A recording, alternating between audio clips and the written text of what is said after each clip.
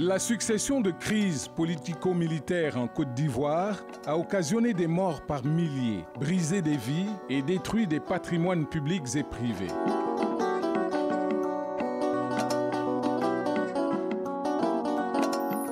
Le processus de justice transitionnelle, initié par l'État de Côte d'Ivoire à travers la création de structures comme la Commission nationale d'enquête, CNE, la cellule spéciale d'enquête et d'instruction, CSEI, la Commission dialogue vérité et réconciliation, CDVR, et le Programme national de cohésion sociale, PNCS, la Commission nationale pour la réconciliation et l'indemnisation des victimes, CONARIV, et le ministère de la solidarité, de la cohésion sociale et de l'indemnisation des victimes semble avoir occulté une frange de la population non négligeable, les enfants et les jeunes. Les autres organisations sont venues, ils ont écouté les parents et autres, mais nous aussi, nous avons vécu avec ces parents-là. On a vécu un peu de notre manière cette crise-là. C'est donc dans le but de pallier cette insuffisance que le Centre international pour la justice transitionnelle, ICTJ, et le réseau Action Justice et Paix, RAJP, avec un appui financier de l'UNICEF, ont initié un projet en vue de la prise en compte des enfants et jeunes victimes dans le processus de réparation. Nous aurons rencontré les enfants et jeunes victimes pour la consultation de ces jeunes sur leur expérience du conflit en Côte d'Ivoire, ainsi que les conséquences de ces violations des droits humains qu'ils ont subies dans leur vie. Et ces consultations vont également nous permettre d'identifier avec eux des mesures de réparation adaptées, réalistes, pour leur permettre de surmonter les conséquences de ces violations. Cela se fera conformément aux principes fondamentaux et aux directives concernant le droit à un recours et à réparation des victimes de violations flagrantes du droit international des droits de l'homme et du droit international humanitaire. Les instruments juridiques internationaux stipulent que les victimes de tels abus ont droit à une réparation adéquate, effective et rapide du préjudice subi. Une telle réparation pourrait comprendre à divers degrés et selon les besoins la restitution, l'indemnisation pour dommages subis et la réadaptation physique, psychologique et statutaire. Les mesures visant à satisfaire les victimes, notamment la recherche de la vérité, la poursuite des auteurs des crimes ainsi que la cessation des violations toujours en cours, représentant autant d'étapes susceptibles d'avoir un effet réparateur.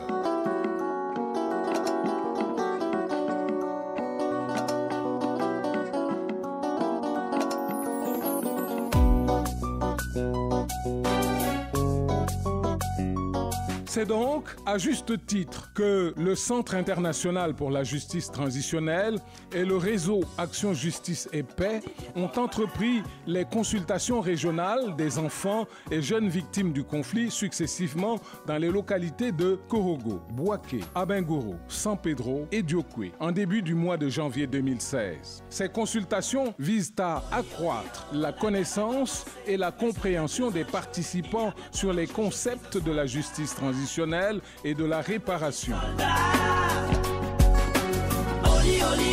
La guerre va commencer, mais ce n'est plus un jeu. Il y a bien trop d'enjeux. Je suis un soldat qui veut tout arrêter, tout arrêter. Ce séminaire a apporté beaucoup. En ce sens déjà que j'ai pu m'exprimer parce que on avait vraiment besoin de ça. On avait vraiment besoin de parler.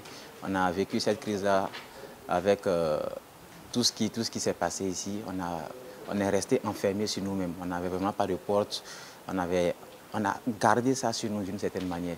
Et aujourd'hui, grâce à cette structure, grâce à ce séminaire, on a pu se croiser ici en tant que victime déjà. Et on a pu parler entre nous. On a pu se libérer de ce poids-là. Donc ça m'a vraiment apporté beaucoup, surtout en matière d'apaisement. Aujourd'hui, au moins, je me sens un peu libéré.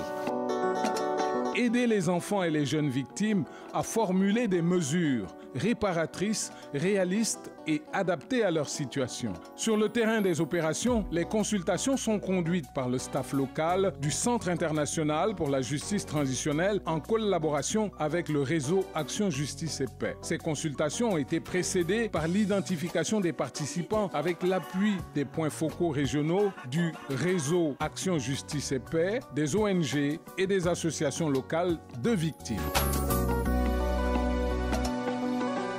On note 2 phases dans les consultations. 1. Une courte formation sur le concept de justice transitionnelle et de la réparation alliant cours magistral et méthode participative. 2. Des travaux de groupe suivis de discussions en plénière qui ont permis de relever d'abord les violences subies par les enfants et jeunes victimes dans les localités et d'identifier les conséquences de ces violences dans la vie des enfants et des jeunes victimes. Ensuite, les participants ont procédé à l'identification des mesures adaptées, puis enfin le recensement des moyens et stratégies de plaidoyer pour renforcer la prise en compte de leurs recommandations. Au niveau des autorités, j'aimerais qu'ils tiennent compte de quand il aura le rapport, qu'ils tiennent compte de tout ce que les victimes, en tout cas, ont souligné.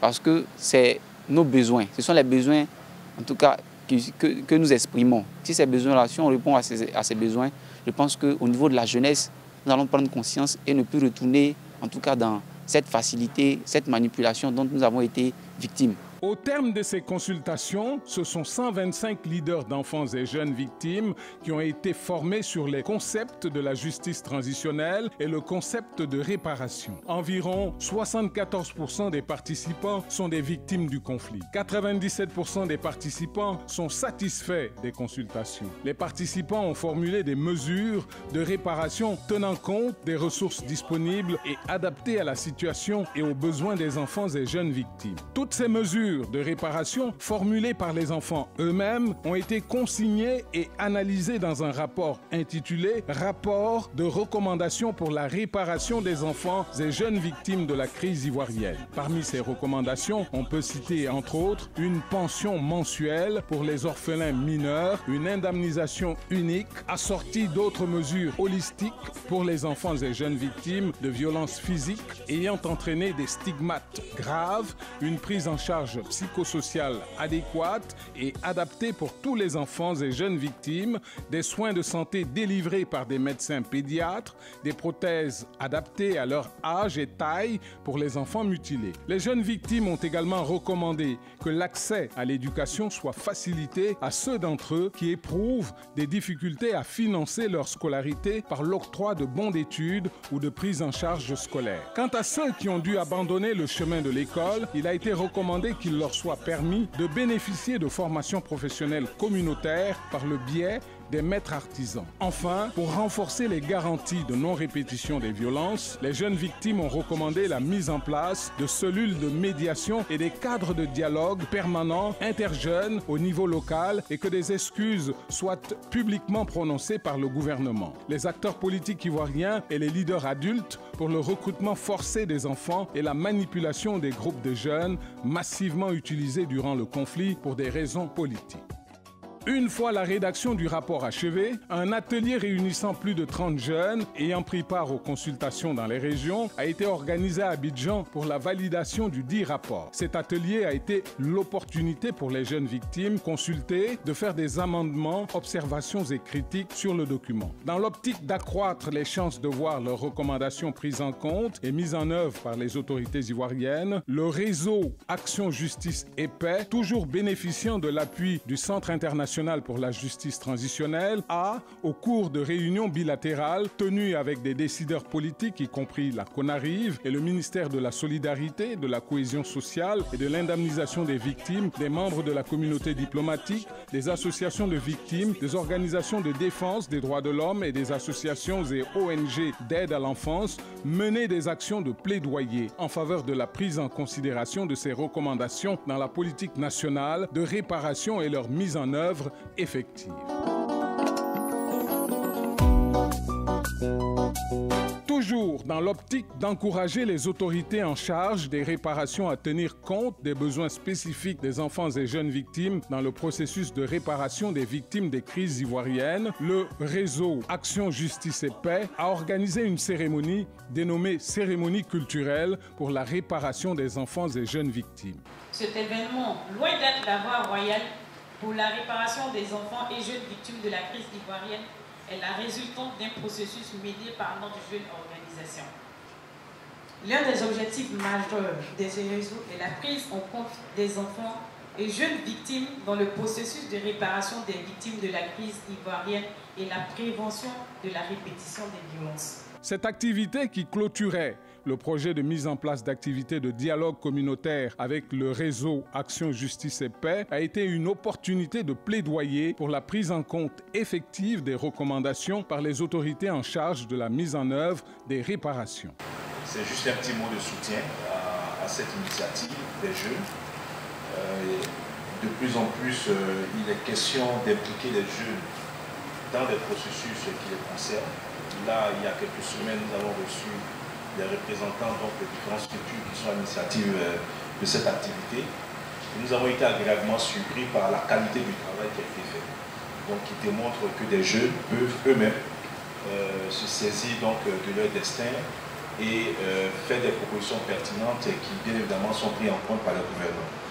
Et vous savez que le chef de l'État accorde beaucoup d'importance à la question de l'autonomisation des jeunes. Il parle de plus en plus d'Ivoiriens nouveaux, automne de jeunesse nouvelle. Et il accorde aussi une importance à la question de la responsabilisation des jeunes. Je souhaite, et le représentant de la ministre de la Solidarité est là, que les conclusions de ce rapport nous engagent tous. Nous engagent et que nous soyons à leur côté pour aider à la vulgarisation de ces conclusions, mais surtout à l'application effective de ce que les jeunes auront proposé. Au cours de la cérémonie qui a rassemblé plusieurs personnes, le rapport de recommandation pour la réparation des enfants et des jeunes victimes a été officiellement remis aux représentants du ministre de la Solidarité, de la Cohésion sociale et de l'indemnisation des victimes. Oli, oli, oh, la guerre va commencer, mais ce n'est plus un jeu, il y a bien trop d'enjeux, je suis un soldat. Au terme des activités du projet, l'on relève que la plupart des recommandations faites par les enfants et jeunes victimes ont été prises en compte par la politique de réparation proposée par la CONARIV, notamment un suivi spécial pour les enfants victimes vivant avec le VIH-Sida, une prise en charge médicale et psychologique des enfants victimes de viol et d'autres exactions, une prise en charge médicale et psychologique des enfants issus de viol et vivant avec le VIH-Sida, des bons de prise en charge scolaire pour les orphelins mineurs, l'application de la loi numéro 2014-134 du 24 mars 2014 portant statut de pupille de la nation et la loi numéro 2015-539 du 20 juillet 2015 portant statut de pupille de l'État. Prise en charge médicale avec fourniture d'un appareillage adéquat, une indemnisation variante en fonction de l'incapacité permanente et partielle avec une majoration de 10 à 20% pour les femmes, les enfants et les personnes handicapées et les personnes du troisième âge. Mais ce n'est plus un jeu, il y a bien trop d'enjeux, je suis un soldat, un petit soldat. Oli, oli, oh, la guerre va commencer, mais ce n'est plus un jeu, il y a bien trop d'enjeux, je suis un soldat qui veut tout arrêter, tout arrêter. Oli, oli, oh, la guerre va commencer, mais ce n'est plus un jeu, il y a bien trop d'enjeux, je suis un soldat, un petit soldat.